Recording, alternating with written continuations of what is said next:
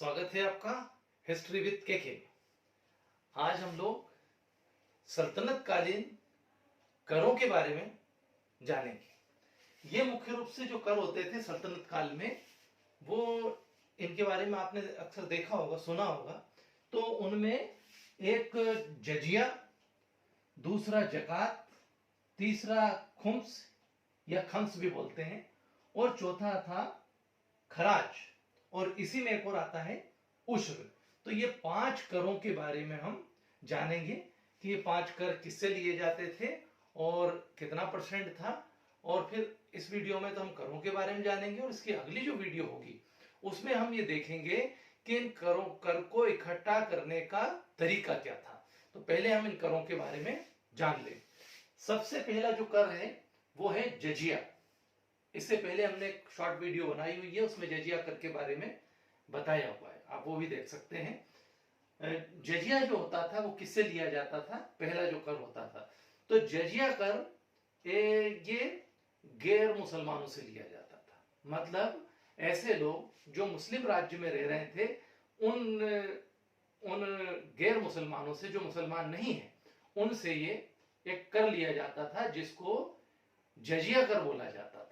अब ये क्यों लिया जाता था? ऐसा माना जाता था कि भाई मुस्लिम क्षेत्र में, मुस्लिम राज्य में केवल मुसलमान या इस्लाम के मानने वालों को रहने का अधिकार है, तो शेष जो रहते हैं वो टैक्स दे करके रहें अपने, या फिर वो इस्लाम कबूल कर ले।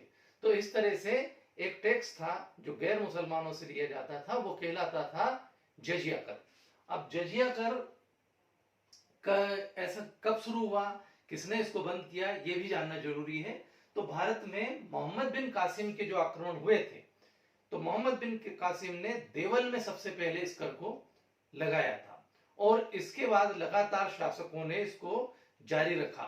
जैसे यदि देखें मोहम्मद बिन कासिम को, तो मोहम्मद बिन कासिम के बाद में फिरोज तुगलक ने भी इस टैक्स को लगाया और भूमि कर से अलग करके इसको पृथक से लगाया। इसकी एक और विशेषता थी कि अभी तक ये कर ब्राह्मणों पर नहीं लगता था, लेकिन इसने क्या किया कि ब्राह्मणों के ऊपर भी इस कर को लगाया, जिसके कारण उन्होंने भूख हड़ताल कर दी और इस टैक्स को नहीं दिया। आगे चल करके दिल्ली की जनता को इसको देना पड़ा।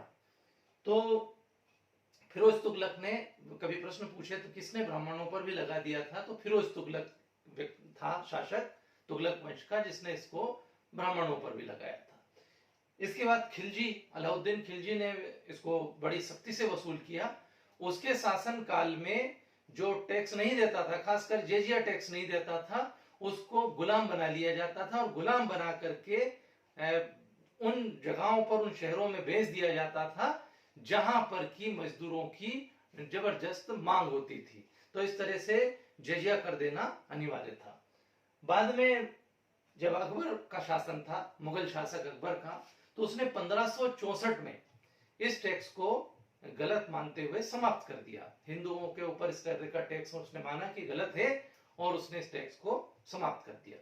लेकिन आगे चल करके औरंगजेब ने 1779 में फिर से इस टैक्स को लगा दिया, और आगे के शासकों ने भी उसका अनुकरण किया और बराबर इस टैक्स को वसूलते रहे। लेकिन मोहम्मद शाह रंगीला एक शासक हुआ, 1720 में उसने जय सिंह के कहने पर टैक्स को हमेशा के लिए खत्म कर दिया। तो जजिया कर क्या था? गैर मुसलमानों से लिया जाने वाला एक टैक्स था सल्तनत काल में और मुगल काल में। अब ये कितना लिया जाता था? तो इसकी दर अलग अलग थी। इसको 3 भागों में बांट दिया जाता है। मैंने जो लोग थे उनको 3 भागों में बांटते थे। एक कहलाते थे उच्च वर्ग, दूसरे कहलाते थे मध्यम वर्ग, और तीसरे कहलाते थे निम्न वर्ग। ऐसे 3 श्रेणियां थी हिंदुओं की या गैर मुसलमानों की। तो उनसे लिया जाता था। और कितना लिया जाता था? जो उच्च वर्ग था उससे 48 दिरहम ये टैक्स लिया जाता था, और जो मध्यम वर्ग था उस मध्यम वर्ग से 24 दिरहम टैक्स लिया जाता था, और जो निम्न वर्ग था उससे 12 दिरहम लिया जाता था। अब ये कितना रुपया हो जाता है? तो जो 4 दिरहम है, 4 दिरहम का 1 रुपया, यानी कि 48 दिरहम का कितना हुआ? 12 चौक 48, यानी कि 12 रुपया। 24 का मान लीजिए 6 रुपया और यहाँ पर 3 रुपया। इस तरह से ये टैक्स लिया जाता था और ये अत्यंत अपमानजनक था। अभी हमने 12 रुपये, 6 रुपये, 3 रुपये बहुत कम लग रहे हैं, लेकिन उस समय की जो स्थिति को देखें तो ये राशि बहुत ज्यादा होती थी और ये हिंदुओं के ऊपर लगाया जाने वाला एक अपमानजनक कर था। इसलिए प्रायः इसके विरुद्ध विद्रोह होते रहे। दूसरा प्रकार का यहाँ जजिया आपको समझ में आ गया होगा। जजिया के बाद दूसरा प्रकार का जो कर था वो था जकात। जकात तो जकात जो था वो केवल मुसलमानों को देना था। शरीयत के, कुरान के जो नियम है, इस्लामिक नियम है, उनके अनुसार ये माना जाता है कि जो मालदार है, जो पैसे वाले मुस्लिम वर्ग है, उनको गरीबों की सहायता के लिए, जरूरतमंदों की सहायता के लिए अपनी वर्ष भर की जो आय है उसका 2.5% दान करना चाहिए ताकि गरीबों को सहायता मिल सके। उसमें अलग अलग श्रेणियां बनाई गई कि जकात पर किन का अधिकार है, और ये टैक्स कोई सख्ती से वसूल नहीं किया जाता था, एक प्रकार का स्वैच्छिक टैक्स था। ये बताया गया कि भाई इनको देना है, जो मालदार है, जो पैसे वाले लोग हैं, उनको अपनी वर्ष भर की जो आय है उसका 2.5% दान कर देना चाहिए ताकि गरीब जो है, फकीर हैं, गरीब हैं, जरूरतमंद है, उनको ये राशि मिल सके।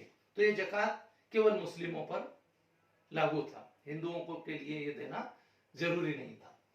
तीसरा प्रकार का था खुम्स। कहीं कहीं खुम्स लिखा हुआ मिलेगा और कहीं कहीं आपको खम्स भी मिलेगा। तो जजिया, जकात, खुम्स। तो खुम्स या खम्स जो था ये भी टैक्स था, लेकिन इसको आम जनता पर नहीं था ये टैक्स। ये क्या था वास्तव में? ये लूट का माल था। जब कोई शासक, सल्तनत कालीन शासक, मुगल शासक दूसरे राज्य पर आक्रमण करता था, दूसरी जगह पर आक्रमण करता था, तो वहां से जो लूट में धन मिलता था उसका बंटवारा कैसे किया जाए, तो इसमें इसको बोलते थे खुम्स या खम्स। लूट का माल था ये, और इसमें 20% जो शासक होता था उसको मिलता था और 80% उसकी आर्मी को, यानी कि सेना या जो लूटने वाला होता था उसको ये पैसा मिलता था। लेकिन आगे चल करके अलाउद्दीन खिलजी के समय इसको बदल दिया गया। तुगलक के समय भी, मोहम्मद बिन तुगलक के समय और अलाउद्दीन खिलजी के समय इसको परिवर्तन करके उलट दिया गया। उलट दिया गया का मतलब ये हुआ कि जो लूट का माल होता था उसमें 80% हिस्सा जो कर दिया गया वो शासक का कर दिया गया, ना राजा का होता था, और 20% आर्मी का कर दिया गया। बिल्कुल इसको उल्टा कर दिया इन लोगों ने, ये भी याद रखने योग्य बात है। तो खुम्स या खम्स जो होता था वो लूट का माल होता था। चौथा टैक्स होता था खराज। अब ये खराज क्या था? ये एक प्रकार का भूमि कर था, और ये भूमि कर किसके ऊपर लगता था? ये हिंदुओं के ऊपर लगता था, या जो गैर मुसलमान थे, कृषक थे, उनके ऊपर लगता था। और ये 10 से लेकर के 50% लिया जाता था, यानी आपकी भूमि की जो उपज है उससे ये 10 से लेकर के 50% तक वसूल किया जाता था। कभी 10 लिया, कभी 20-25, लेकिन अलाउद्दीन खिलजी के समय ये 50% वसूल किया जाता था। उसका ऐसा मानना था कि जो गैर मुसलमान है उनको गरीब बना करके रखा जाए ताकि वो विद्रोह नहीं कर सके। इसलिए उसने पशुओं के ऊपर, कृषि के ऊपर, भूमि के ऊपर इस तरह से तरह तरह के टैक्स लगाए थे, और टैक्स बहुत ज्यादा लगाए थे ताकि हिंदू या गैर मुसलमान जो लोग हैं वो गरीब बने रहें ताकि विद्रोह ना कर सके। तो इस तरह से ये टैक्स 50% तक वसूला जाता था गैर मुसलमानों से, स्पेशली हिंदुओं से। इसको बोलते थे खराज। तो ये किससे लिया जाता था? भूमि कर था, केवल हिंदुओं से। अब यहां मुद्दा यह आता था कि खेती तो मुस्लिम भी करते होंगे, किसान वो भी थे, तो क्या वो टैक्स नहीं देते थे? देते थे, बिल्कुल देते थे। तो उसको क्या कहते थे? उसको उस्र बोलते थे। उसका नाम था उस्र।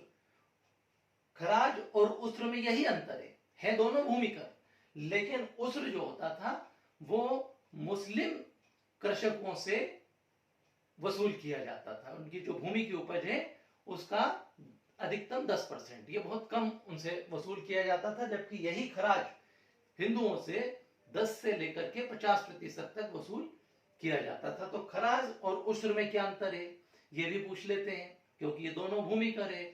लेकिन एक मुस्लिमों से लिया जा रहा है उस्र, और खराज जो है वो हिंदुओं से लिया जा रहा है। खराज जो है उसमें उस भूमि कर में टैक्स बहुत ज्यादा है, जबकि उस्र बहुत सामान्य है। और ये जो टैक्स वसूल किए जाते थे बड़े सख्ती से वसूल किए जाते थे। अब यहां पर ये आपको समझ में आ गया होगा, जजिया, जकात, खुम्स और खराज, ये चारों प्रकार के टैक्स आपको समझ में आ गए होंगे। अब जब समझ में आ गए तो इस पर क्या क्या प्रश्न बन सकते हैं। जजिया कर क्या था, जजिया कर कितना लिया जाता था, जजिया कर सबसे पहले किसने लगाया, जजिया कर ब्राह्मणों पर सबसे पहले किसने लगाया, किस मुगल शासक ने इसको समाप्त कर दिया, मोहम्मद शाह रंगीला ने किसके कहने पर जजिया को समाप्त किया था, तो इसका उत्तर है जय सिंह के कहने पर। फिर यहां तक जजिया से संबंधित प्रश्न हो गए। अब ये पूछ लिया जकात जो होता था वो कौन देता था, यहां पूछ लिया खुम्स क्या होता था, खराज क्या है, कितना प्रतिशत दिया जाता था, उस्र क्या था, तो एक टैक्स था, किससे लिया जाता था, मुसलमानों से, किसानों से लिया जाता था। खराज और उस्र में क्या अंतर है, क्या पूछ लिया कि जजिया और खराज में क्या अंतर है। तो इस तरह से ये टैक्स जो थे ये हमें याद रहना चाहिए, ये सल्तनत कालीन टैक्स थे। अब अगली वीडियो में हम ये देखेंगे कि इन टैक्स को वसूल करने का क्या क्या तरीका था, जो भूमि कर थे उनको किस तरह से वसूल किए जाते थे। आशा है मेरे आज के इस वीडियो से आपको जजिया, जकात, खम्स, खराज ये जो और उस्र ये जो सल्तनत कालीन कर थे ये पूरी तरह से समझ में आ गए होंगे। यदि आ गए तो बहुत अच्छी बात है, लेकिन मेरे लिए तब और अच्छी है जब आप वीडियो को लाइक करें और शेयर करें। Thank you very much.